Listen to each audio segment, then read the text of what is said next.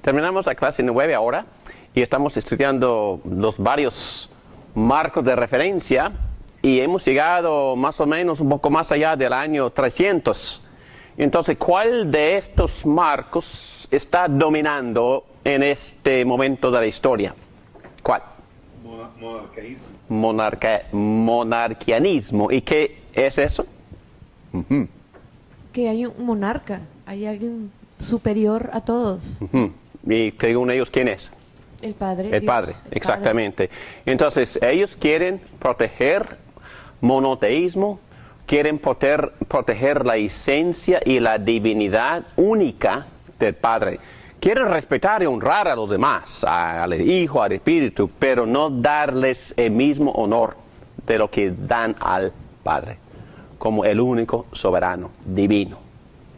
El Nuevo Testamento también enseña en Efesios que hay un solo Dios y que Dios es uno, pero también enseña con claridad de que es plural a la vez.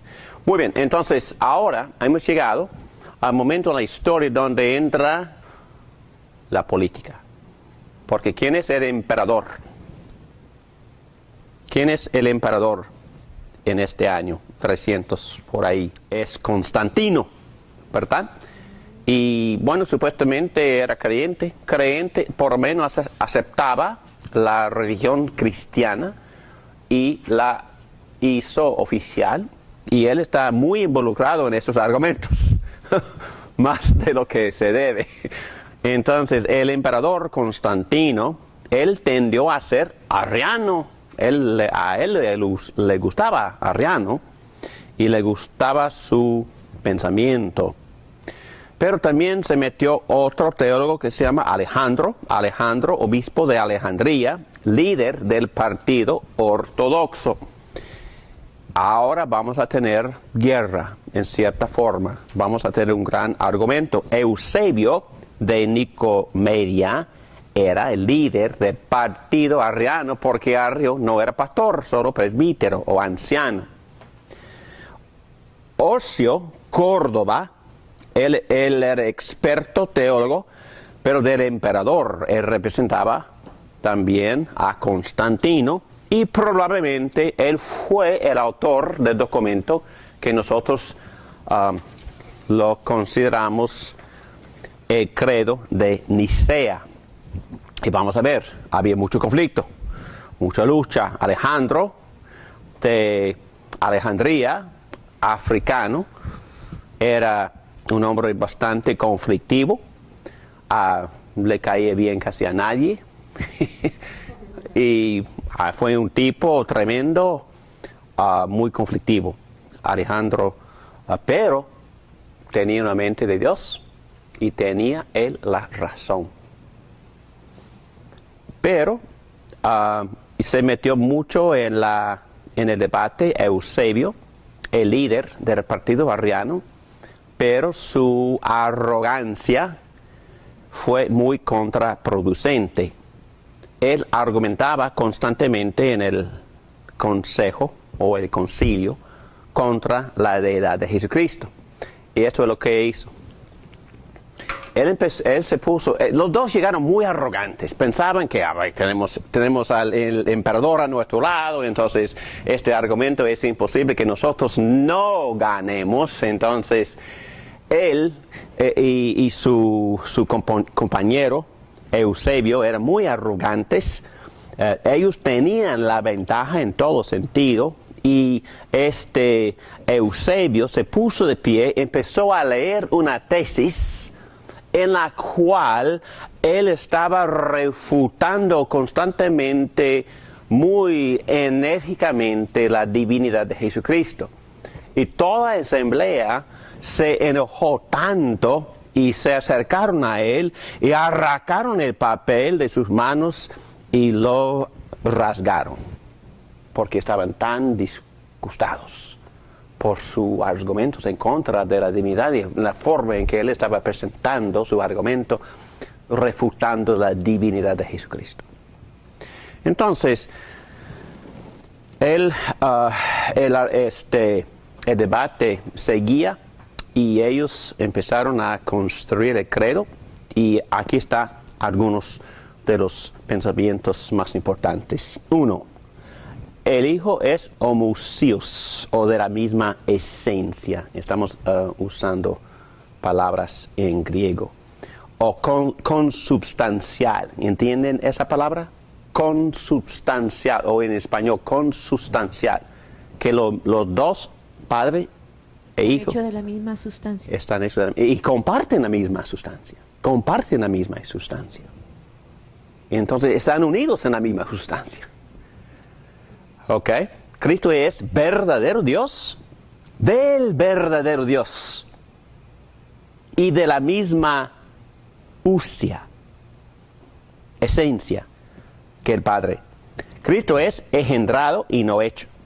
El Espíritu Santo procede del Padre y dejó la Trinidad económica para la esencialista.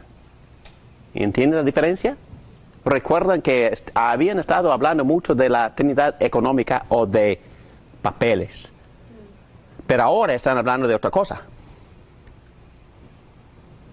La Trinidad esencial. Es decir, no solo tienen distintos papeles, pero comparten la misma esencia.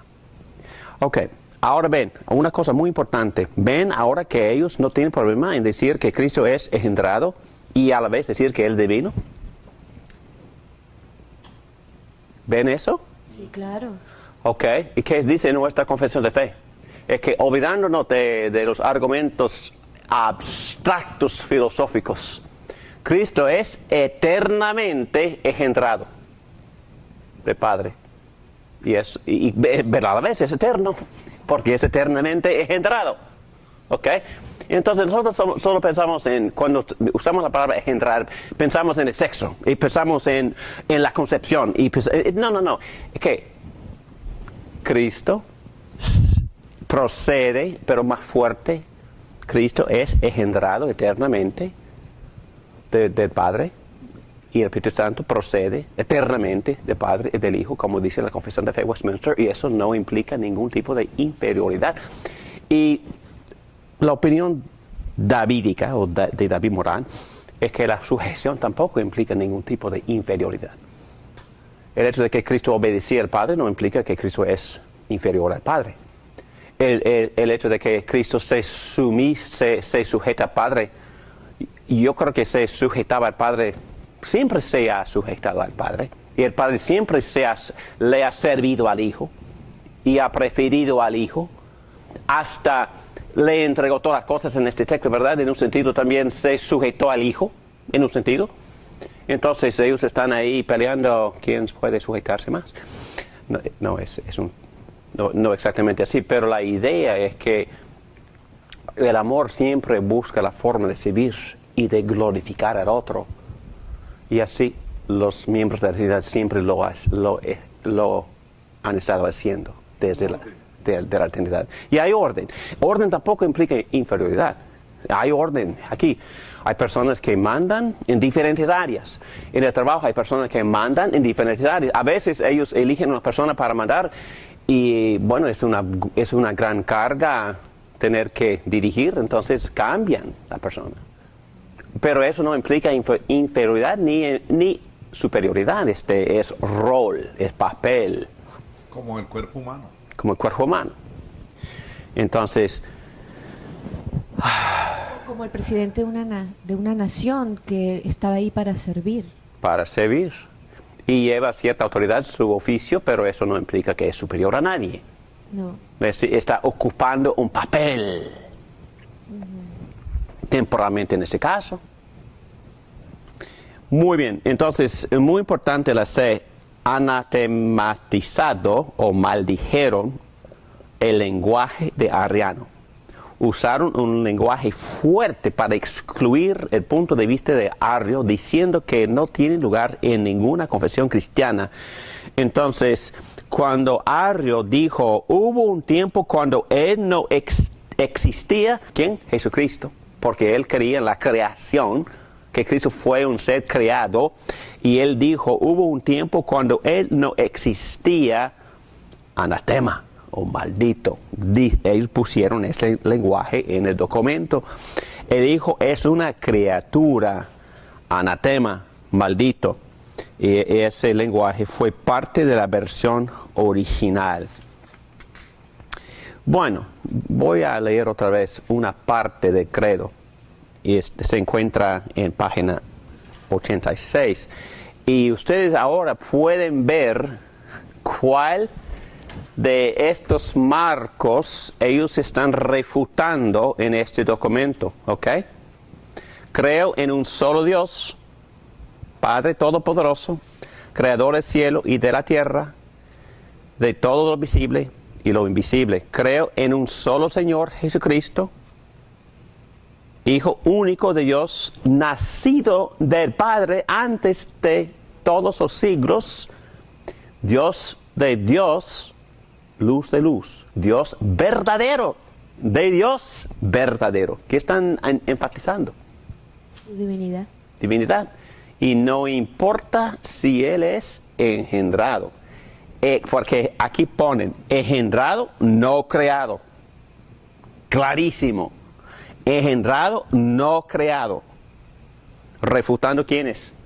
Monarquianismos o monarquianistas. De la misma naturaleza del Padre, que está diciendo que comparte la esencia, por quien todo fue hecho, también es creador, pero ni Arrio refutó eso. Que por nosotros los hombres y por nuestra salvación bajó del cielo, y por obra del Espíritu Santo se encarnó de María, la Virgen, y se hizo hombre, y por nuestra causa fue crucificado en tiempos de Poncio Pilato. Padeció y fue sepultado. Resucitó al tercer día según las Escrituras, subió al cielo y está sentado a la derecha del Padre, y de nuevo vendrá con gloria para juzgar a vivos y muertos, y su reino no tendrá fin. Creo en el Espíritu Santo, Señor y dador de vida, que procede del Padre y del Hijo, que con el Padre y el Hijo recibe una misma adoración y gloria, y que habló por los profetas, diciendo que todos son iguales, comparten la misma gloria, poder, eternidad. Creo en la Iglesia, que es una santa católica. Católica quiere decir universal y apostólica. Confieso que hay un solo bautismo para el perdón de los pecados. Espero la resurrección de los muertos y la vida del mundo futuro. Muy bien, un epílogo niceno en página 85. Problemas a causa del credo. Ok. Todo, nada, ningún documento es perfecto, ¿verdad? Porque tenía lenguaje impreciso. Esta palabra homoousios, la misma esencia, era inherentemente ambiguo. Ousios tiene la posibilidad de dos interpretaciones muy diferentes. A, el Hijo comparte la esencia del Padre, o el Hijo es el Padre. Entonces, si el Hijo es el Padre, ¿cuál es la herejía? ¿Cuál es? Modalismo. Porque, ¿qué decían los modalistas? Dios es uno, pero Sí. históricamente se revela En diferentes, Diferentes en una modos. época como padre, Padre. en otro tiempo como hijo y en el otro tiempo como de ahora como el espíritu, pero es uno solo. Ok, entonces tuvieron que perfeccionar el lenguaje para no decir que el Hijo es el Padre, porque es lo que enseñaban los modalistas. ¿Entendido? Ok. Muy bien. Constantino continuó siendo un simpatizante arriano y sus consejeros. Pero es interesante porque los emperadores eran mirados como un dios y no querían competencia. Pero hay que entender que Constantino era diferente. Ya. ¿Por qué? Porque conoció el cristianismo. Bueno, supuestamente él creía en Cristo, pero hay debate en que será un cristiano sincero, ¿no? Pero por lo menos él estableció el cristianismo como la religión oficial del Imperio Romano. Y la defendió. Exactamente. Y estaba participando en todos estos consejos. Y problemáticamente estaba participando porque ahora él va a volver a apoyar a quienes en este debate. A los arrianos. A los arrianos. ¿Y qué creían los arrianos? Que Jesucristo era creado. Era creado. Y era una tercera cosa. Un híbrido. Exacto. Ok. A ver, la cosa en este momento llega a ser sumamente interesante. Arrio y Eusebio, ¿recuerdan a Eusebio? Fueron reinstalados por el emperador Constantino. Ya arrancaron la guerra. Y Constantino, obviamente ya dijimos que era simpatizante con Arriano. Y Constantino, como de costumbre, su hijo, no sé cómo se pronuncia en español, pero Constantinus o Constantinus fue su hijo y iba a ser el sucesor de Constantino, pero se murió. Y ahora llega a ser el emperador Julio el Apóstata. Y apóstata porque no era creyente. Y él cerró. Él dejó de participar en estos debates, en estas discusiones, y él les dijo a los teólogos, no me importan, no lleguen a mí con toda esta cosa que no me importa para nada, entonces ustedes tienen que ir a sus cortes eclesiásticos. Hay que ahora empezar a debatir, pero debatir de verdad, entre solo teólogos, ¿ok? Y al mismo tiempo, Dios está metiéndose también. Y Él está preparando a un hombre que se llama Atanasio, de Alejandría. Todos vienen de África. Y este hombre es un negrito. Y él es el héroe del día. Él llega, era diácono, llegó a ser obispo de Alejandría con el sobrenombre Enano Negro, porque era bajo y negro. Y luchó en contra del subordinacionismo. ¿Ok? Y el principio que él usó fue, él muy astutamente conectó la Trinidad con las dos naturalezas de Jesucristo y la redención. Él argumentó que no es posible negar una de estas tres cosas y tener salvación. Él argumentó así: ninguna criatura puede redimir a otra criatura. Entonces, si Cristo, según Arrio, es una criatura, no puede redimir. Y porque todas están bajo la maldición. ¿Todas qué? Todas las criaturas. Toda la creación, dice el apóstol Pablo. Entonces, ninguna criatura... ¡Ay, qué cosa! Estuve argumentando con uno de los maestros más elevados de los Testigos de Jehová, porque era miembro de nuestro grupo de turismo en China. Y literalmente caminamos en la muralla de China, argumentando este mismo punto. Y yo le dije, por favor, hablamos por horas. Ahí en la muralla y también en el autobús, es que, perdóname, pero tú Cristo, no me puedes salvar. Tu Cristo, tu criatura, tu ángel, no me puede salvar. Imposible. Así fue el argumento de este Atanasio. Buen argumento. Muy buen argumento. Jesús es el Salvador.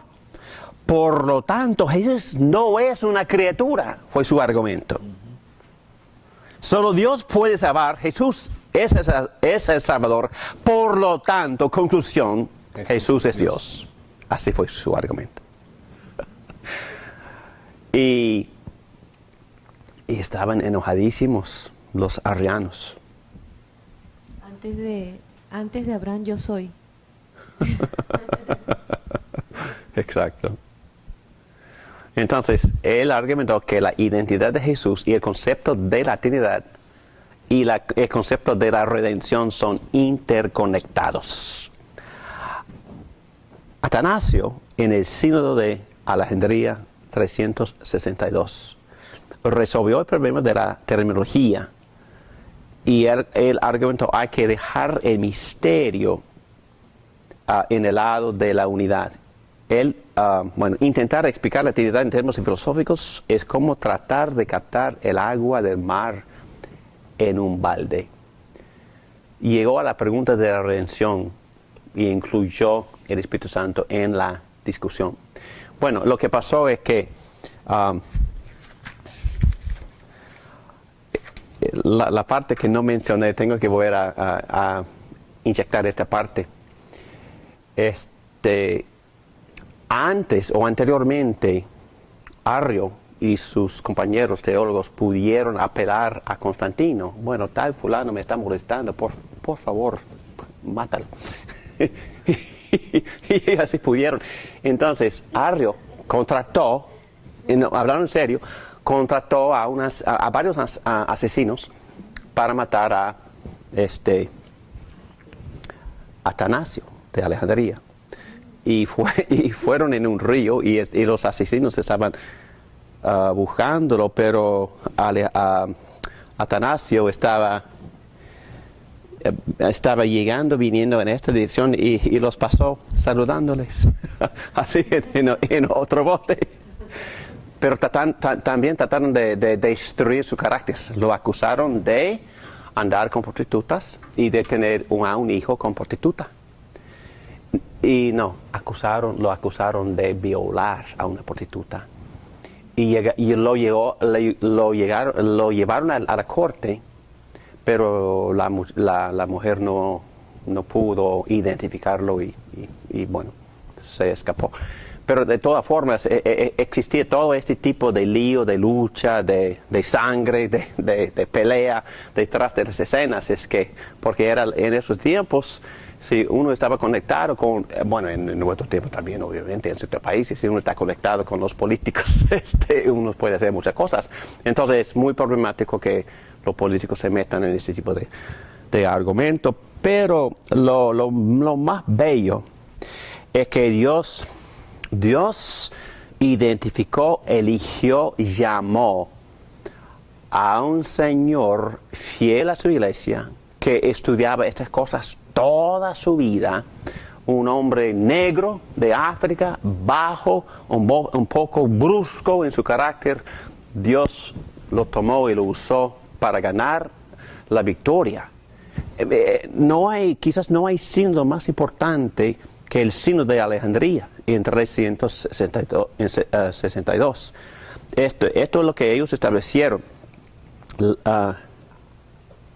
Ellos regularizaron el lenguaje relacionado a la Trinidad al crear una distinción entre usia y hipostasis, es decir, entre esencia y personas. Usia, comúnmente aceptado como esencia; hipostasis, miembro o identidad individual o persona.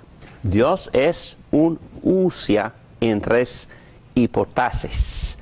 Es una esencia en tres personas. Incluyó en este argumento y en esta discusión y en el concepto de divinidad el Espíritu Santo, el Señor y dador de la vida, quien procede del Padre y es adorado y glorificado junto con el Padre y el Hijo. Entonces, regresaron al lenguaje de Tertuliano, tres personas en una esencia. Conclusiones. Intenciones parecidas, es decir, termino donde empecé. A pesar de todas las tonterías y los intentos de asesinar a Atanasio, Arrio tenía buenas intenciones.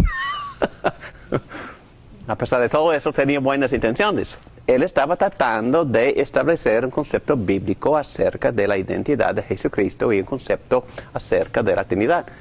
Y todos estaban tratando de llegar a la verdad. Y por supuesto su orgullo, su arrogancia y su egoísmo, su pecado, todo eso entró. Y así como nada ha cambiado, ¿verdad? Okay.